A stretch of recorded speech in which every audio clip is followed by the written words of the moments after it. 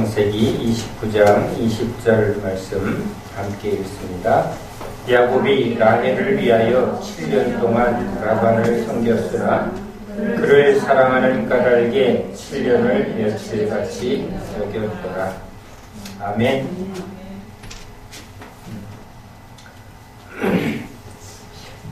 야곱의 이야기는 우리에게 많은 것들을 주님이 말씀하시는 내용입니다.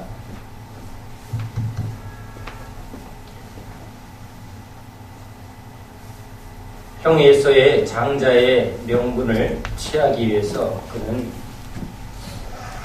때를 기다리고 기회를 찾아서 그 명분을 취하려고 합니다. 여기 라헬을 사랑해서 그 라헬을 얻기까지 그가 얼마나 많은 대가를 치르는가. 이것은 보물을 발견한 자가 가진 모든 것을 팔아 그것을 소유하려는 것과 같다는 주님의 말씀과 같이 우리는 우리가 귀하다고 여기고 가치 있다고 여기는 것에 대가를 치르는 존재입니다. 노는 게 좋으면 부모가 뭐라고 혼을 내도 혼나도 나 한다. 이게 인간입니다. 욕심에 이렇게 눈이 멀면 그 욕심 부린 대가로 많은 고난이 따르고 있을지라도 지금 그 눈앞에 그것이 내가 커 보이면 거기에 아주 퍽 하고 달라드는 게 인간이라는 존재입니다. 하나님이 야곱을 참 아십니다. 야곱을 참 압니다. 그러니까 사랑하는 것을 위해서 대가를 치르되 기꺼이 모든 것을 치르려고 하는 이 야곱의 성정을 주님은 잘 아십니다. 더 좋은 것, 더 가치 있는 것, 그것을 분별하는 것은 지혜인데 그 지혜도 구하는 자에게 주신다고 말합니다. 지혜를 소중히 여기고 지혜를 가치 있게 여기는 것, 그것은 매우 중요한 것입니다. 인간이 조금 인간다워질 때가 바로 그런 것입니다. 더 나은 삶을 추구하게 될 때 인간이 인간다운, 즉 인간 안에 있는 하나님의 속성이 조금씩 발현되게 됩니다. 에서는 장자의 이 명분을 소중하게 여기지 않고 자기에게 주어진 이 모든 것들을 누리는데 계속 집중되어 있습니다. 그런 형을 교묘히 속였습니다. 아버지도 속였습니다. 형도 속였습니다. 자기가 얻고 싶은 것을 얻으려고 그는 기꺼이 속임까지도 행한 자였습니다. 그런데 하나님은 뿌린 대로 거두는 법칙의 하나님이시라는 걸 우리는 성경 속에 발견합니다. 그가 잘하는 것에 대해서는 잘한 열매를 맺지만 그가 잘못한 것에 대해서는 분명히 잘못에 상응하는 보응을 꼭 받게 하는 하나님입니다.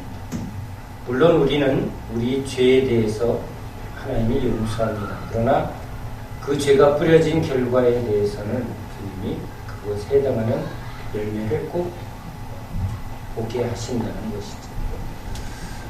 다윗이 밧세바와의 범죄 속에 주님이 분명히 말합니다. 내 죄는 용서하나 이제 네가 뿌린 것에 대해서는 너도 그 대가를 치를 것이다 라고 분명히 말합니다. 이것은 그의 죄로 그는 주님이 즉시 죽여야 될 죄입니다. 그런데 다윗을 죽이지 않습니다. 용서는 하셨습니다. 그가 회개할 때 용서는 했습니다. 그러나 주님의 경고하신 대로 이제 그에게 그가 뿌린 그 열매가 그 삶 속에 그대로 주어진다는 말씀입니다. 야곱이 장자의 고난을, 장자의 명분을 아주 취하고 싶어서 애쓴 그 취함에 대해서는 주님은 분명하게 그 결과를 소유하게 합니다. 그러나 그 방법에 대해서 그가 취한 속임에 대해서는 그도 톡톡한 그 속임의 대가를 그가 철저히 뿌리 깊게 알게 하십니다. 즉 삼촌 라반의 고등 속임수에 아주 철저히 속입니다. 라헬을 사랑하기에 그가 열심히 일했습니다. 삼촌 라반이 보니까 아주 귀한 일꾼이 왔습니다. 이것을 그냥 내버려둘 이유가 없습니다. 그래서 지금 첫째 딸도 기회로 삼습니다. 에서의 그 냄새와 에서의 흉내를 내기 위해서 옷도 또 털도 이렇게 속였는데 라반도 똑같이 라헬의 옷을 레아에게 입히고 또 레아가 라헬인 것처럼 다 꾸며서 술 취하기 위해서 아주 완벽하게 속여버립니다. 자기가 아버지를 아주 교묘하게 속였습니다. 그랬더니 또 똑같이 하나님은 그것을 겪게 합니다. 자, 이 일을 통해서 우리가 여러 가지 삶 속에 겪는 여러 가지 문제에 대한 하나님의 뜻을 우리는 조금씩 찾아가는 자가 되어야 합니다. 왜 나에게 이런 일이 있지? 이게 참 중요한 질문입니다. 하나님의 음성을 듣고 하나님의 뜻을 깨달아가는 것이 이 신앙에서 참 중요한데, 나에게 일어난 일이 도대체 무슨 일인지를 모르면 그냥 하나님은 나에게 지식의 하나님일 수가 있습니다. 그러나 그분이 인격의 하나님, 내 삶 속에 역사하는 하나님, 나를 훈련하는 하나님, 이 진리를 경험하려면 범사에 하나님이 우리 인생 가운데 행하시는 여러 가지 일들에 대해서 그 뜻을 묻는 자가 되어야 합니다. 오늘 내가 문제가 생겼습니다. 적용을 합니다. 제가 선교지를 떠나기 전에 지금 감기가 들어왔습니다. 첫 번째는 당연한 우리가 피곤했구나. 그러면 몸조리 해야 합니다. 초기에 몸조리 해야 합니다. 그런데 선택을 해야만 합니다. 몸조리를 해서 선교지에 건강하게 갈 것인가, 아니면 지금 도움을 청하는 사람에게 손을 내밀 것인가. 내가 선택을 해야 합니다. 이제는 그 선택에 따라서 결과가 나에게 어떤 결과가 올지 이제는 좀 압니다. 여러분도 자꾸 반복하면 알죠. 내가 이렇게 하면 무슨 일이 생길지. 자, 이것은 우리에게 하나님이 지혜를 갖게 하는 훈련입니다. 그래서 어제 철원에 갈 때 제가 고민하다가 대가를 치르기로 결심을 했습니다. 갔다 오면 보나마나 감기가 걸릴 것이다. 근데 안 가면 도움을 청하는 손길에 대하여 내가 거부해야만 합니다. 다른 핑계를 대야 합니다. 쉬기 위해서 누구의 고통을 외면하는 것, 또 거기에는 이유가 있습니다. 나는 선교가 더 중요해. 하나하나에 대해서 내가 분명히 결정을 해야만 합니다. 누군가를 기도해 줄 때도 마찬가지입니다. 그 기도는 또 그것 기도한 만큼의 대가를 내가 짊어지겠다고 결정을 해야만 합니다. 뿌린 대로 거두는 법칙. 내 삶에 무슨 일이 일어났을 때 그 하나하나에 하나님의 뜻을 묻고 또 내가 치러야 될 대가를 미리 선택하는 일, 이것은 지각을 사용하여 선악을 분별하게 하는 매우 중요한 신앙의 훈련의 과정입니다. 미국에서 들어온 우리 친한 자매 우리 현정 사모를 통해서 그 교회에 아주 독실한 집사님이 딸이 뉴욕에서 아주 잘 졸업하고 좋은 직장에 취직을 했는데 취직한 지 일주일 만에 원인도 모르고 죽게 되는 일을 겪습니다. 그게 더 힘들다는 겁니다. 교통사고가 났다. 그러면 어떻게 왜 그런 운전을 하는가 하고 운전사를 탓해 볼 수도 있고, 병이라면 부검을 다 했답니다. 도대체 왜 사랑하는 딸이 죽었는지. 부모의 마음은 그게 너무너무 힘들었다.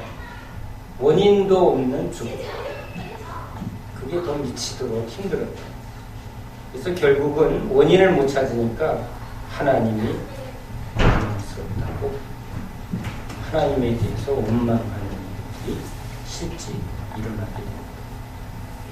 고난이 찾아오기 전에 믿음이 좋다고 여겼던 그 집사가 고난이 찾아온 후에 하나님께 원망하고 불평하는 그 모습, 우린 객관적으로 그 집사님이 그럴 때라도 감사하자, 이해할 수 없을 때 또는 내가 감당하지 못할 때라도 감사하라, 그것을 신앙이라고 늘 가리키고 또 그것을 아멘 했지만 막상 일이 닥칩니다. 암에서 고침받은 사람은 감사가 나오는데 암으로 죽어가면서 감사를 고백하는 사람은 참 적습니다. 그러나 신앙은 그리 아니하실지라도 하나님의 선하심과 하나님의 참되심을 고백하는 것, 그걸 우리는 참 믿음이라고 합니다. 내가 원하는 것을 이루어주면 감사하는 것은 누구나 다 할 수 있습니다. 그러나 그리 아니하실 때 감사하는 것은 참 힘든 믿음입니다. 이렇게 우리 삶에 여러 가지 일들이 일어날 때 그 일에 대해서 원인을 찾고 또 그 일을 통해서 하나님의 뜻을 묻는 것 참 중요합니다. 제가 지금 원인, 즉 이 야곱이 겪었던 이 삼촌 라반의 이야기, 그가 과거에 어떤 일을 행하는가, 그는 그 당시 그것이 그렇게 아버지를 속이고 형을 속인 일이 그렇게 치명적이라고 아마 생각하지 않았을 것입니다. 그런데 자기가 지금 라반을 통해서 계속 이 속임을 당하는 자가 되고 나니까 비로소 자기가 행한 일이 얼마나 큰 잘못을 했는가를 그로 하여금 깨닫게 합니다. 그것을 깨달을 때야 그냥 수단에 대해서, 즉 삶의 하나하나의 방법에 대해서 하나님께 묻는, 하나님의 뜻을 묻는 그 신앙이 되어지지 않습니다. 우리는 일단 저질러 놓고 우리가 생각하는 대로 해놓고 그 다음에 주님한테 도와달라고, 일은 이미 터졌고 문제는 이미 저질러 놓은 다음에 하나님 수습해달라고 하는 경우가 많죠. 보편적으로 그렇게 우리는 신앙의 여정, 거기서 우리가 건짐을 받지. 그런데 주님은 이것이 반복되기를 원하지 않습니다.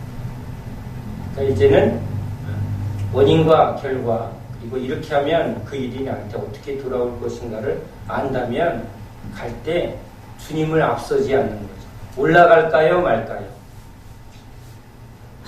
내가 먼저 내가 계산해서 이거는 내 계산대로 되겠다 안 되겠다를 늘 생각했던 우리가 이제 하나님 앞에 먼저 내 계산을 내려놓고, 주님, 우리가 수가 많은데 저거 올라가도 우리끼리 싸워도 이길 것 같은데 라는 과거의 생각도 내려놓고 주님의 뜻을 묻고, 가라면 가고 가지 말라 하면 안 가는, 내가 이겨도 주님이 함께하지 않는 이김은 이김이 아니다, 이게 자기 부인이지.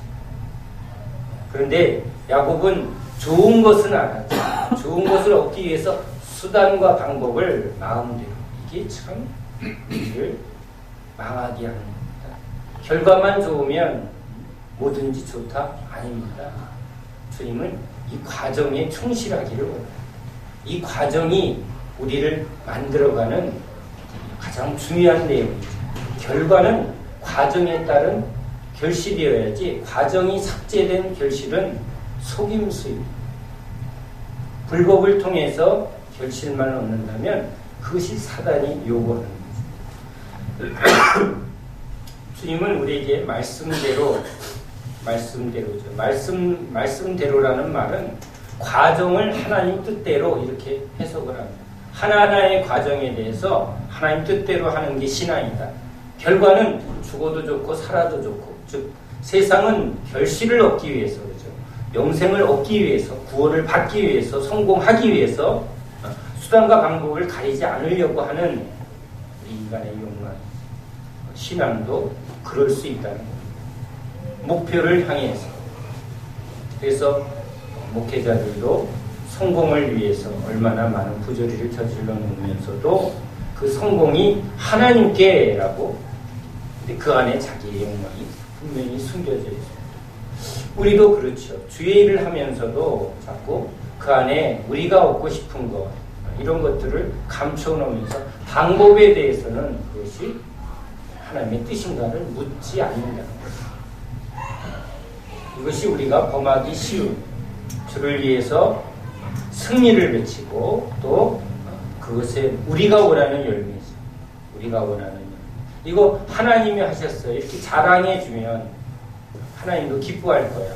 그런데 주님은 세상 어떠한 열매를 갖다 놔도 주님은 그것 때문에 기뻐할 뿐이 아닙니다. 주님은 이 과정 속에 하나님의 뜻을 하나하나 붙들고 순종하기를 원합니다. 그래서 오히려 실패할 때 주님의 영광이 많이 나타날 경우도 많다는 겁니다. 주님의 뜻이라면 기꺼이 순교하고, 주님의 뜻이라면 기꺼이 모든 것을 다 내은, 포기하고, 이럴 때 주님은 그걸 믿음이라고 갖는 것이죠. 야곱은 목적을 위해서 과정을 속이는 자였어요. 그런데 지금 그 속이는 라반을 통해서 그것이 얼마나 어리석은가를 철저히 깨닫게 합니다.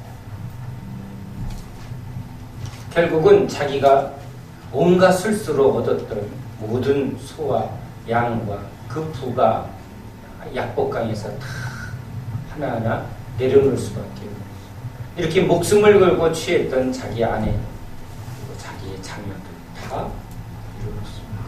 결국은 죽음 앞에서 하나님의 그 약복강, 그 강가에서 그는 자신을 직면하게 됩니다. 난 속이면서 살아. 내가 이 여인을 사랑하기 위해서 내 모든 것을 대가로 치렀지만 그 죽음 앞에서도 그는 결국은 그 라헬도 지키지 못합니다. 자기의 사랑도 결국은 참된 열매를 나타내지 못합니다. 사랑하는 여인을 위해서도 죽을 수 있을 것 같이 목숨을 내놓는 것처럼 열심을 벌였지만 그는 약복강에서 결국은 이 라헬도 앞세워 보냅니다. 진짜 지키려 했다면 모든 것을 남겨놓고 자기가 제일 앞장서서 형 앞에 무릎을 꿇어야 됐겠죠.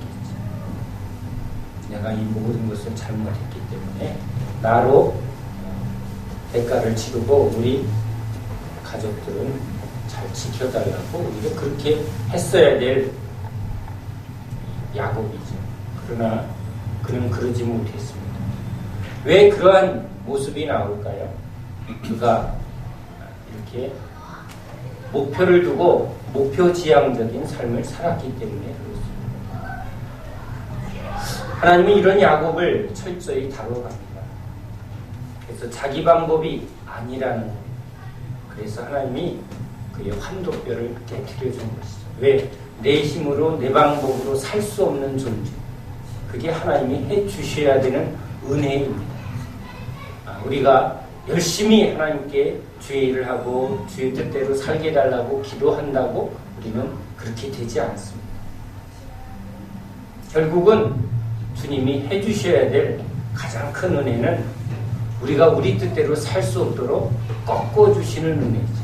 그 기능이 무력화되는 은혜입니다. 욕망을 십자가에 못 박고 내 고집을 꺾어주시고 내 뜻대로 살아서는 그것이 얼마나 망하는 것인가가 뼈골에 새겨지는 은혜. 이럴 때 우리는 주님의 말씀과 주님의 방법에 대하여 순종하는 믿음을 보이게 됩니다. 어리석게도 그냥 뭐든지 주님하고 무릎 꿇는 자가 미련하다고 하는 사람이 가장 지혜로운 자가 될 수 있습니다. 세상에서 지혜롭다고 하는 사람들이 가장 어리석게 하나님께 보일 수가 있습니다. 머리 좋은 사람들이 하나님 앞에서는 오히려 그것이 해가 됩니다. 그 머리가 자기를 하나님을 아는 머리가 되면 참 좋은데 그 머리가 자기의 영특함과 계산의 빠름으로 흘러가는 것은 참 독약이고 참 무슨 무서운 해가 되는 것을 사도 바울이 고백을 하고 있습니다. 야곱은 머리가 아주 비상하게 돌아가는 사람입니다. 그 라반의 속임수 앞에서도 그는 어찌하든지 또 부를 이루기 위해서 하나님한테 매달려서 부를 이룬 사람입니다.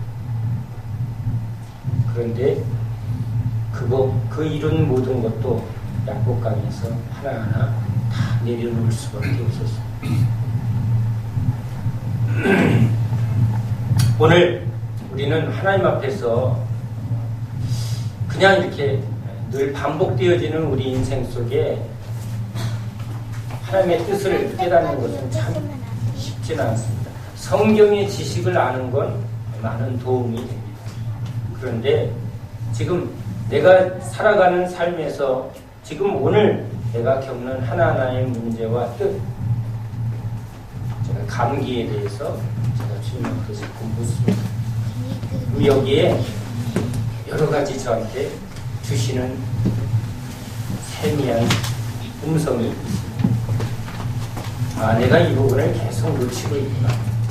단순히 감기 걸렸다가 아니라 이 감기로 인해서 제가 겪는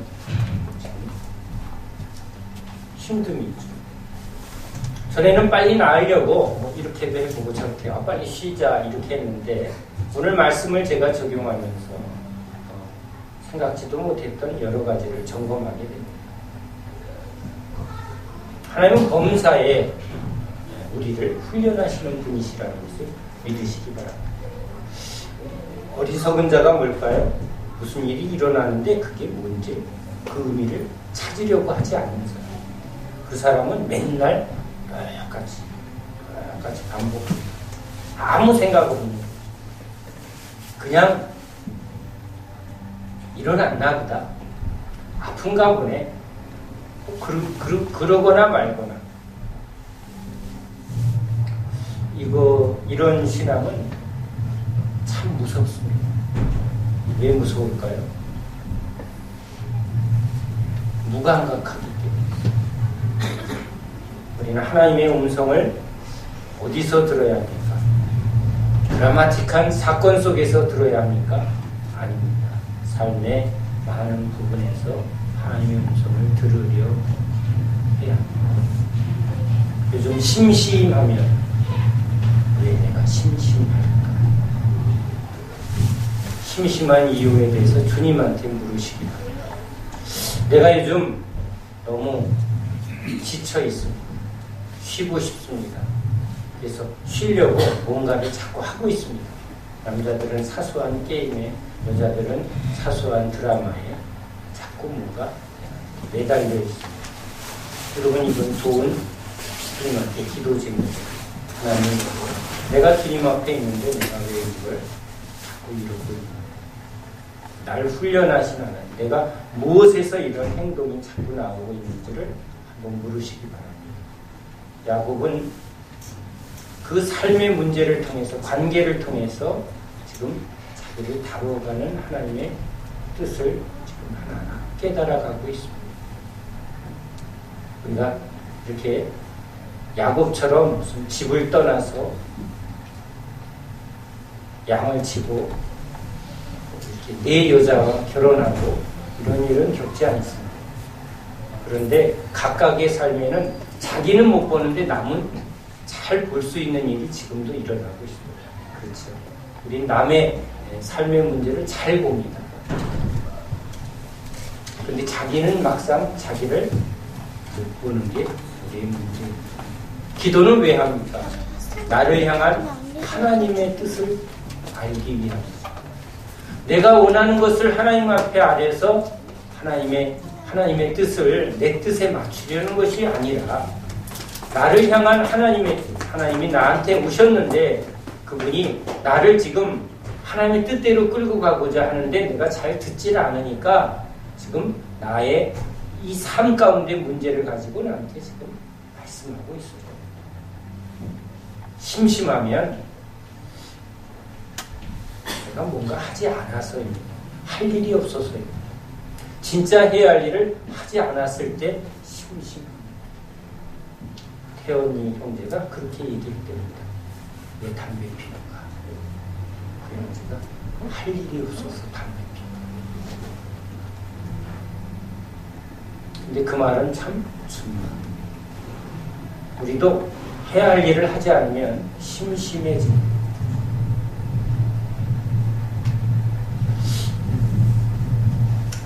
오늘 말씀은 지금 오늘 한 주간의 삶에 멀리 있었던 어떤 특별한 드라마틱한 사건뿐만 아니라 일상의 삶에서 내가 지금 자꾸 놓치고 있는 것이 무엇인가, 아니면 내가 계속 뿌리는 게 결국은 나한테 그대로 돌아올 것이고, 또 어떤 일은 지금 이전에 뿌렸던 것이 계속 나한테 오고 있는 것입니다. 가서는 안 될 길을 계속 가는 사람은 그 가는 만큼 돌아오기가 힘들어집니다. 그것을 분명히 멈추고 하나님의 뜻을 묻는 게 기도의 시간입니다. 그렇죠. 기도하러 모였다면 우리는 무슨 음성을 들을까요? 하나님은 내 삶을 떠나서 말씀하는 분이 아니죠. 어떤 커다란 엄청난 계획을 지금 우리에게 말씀하실 우리가 그 단계는 아니죠. 지금 나의 어그러지고 내가 뭔가 하나님의 뜻을 바라보지 못하는 하나하나를 지금 훈련하는, 이 야곱을 훈련하는 것처럼 우리도 하나님이 다듬어가고 있고 훈련하고 있다는 것을 우리는 인정해야 합니다.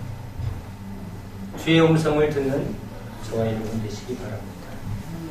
나의 삶 속에 말씀하는 주님의 음성을 듣는 저와 여러분 되기 바랍니다.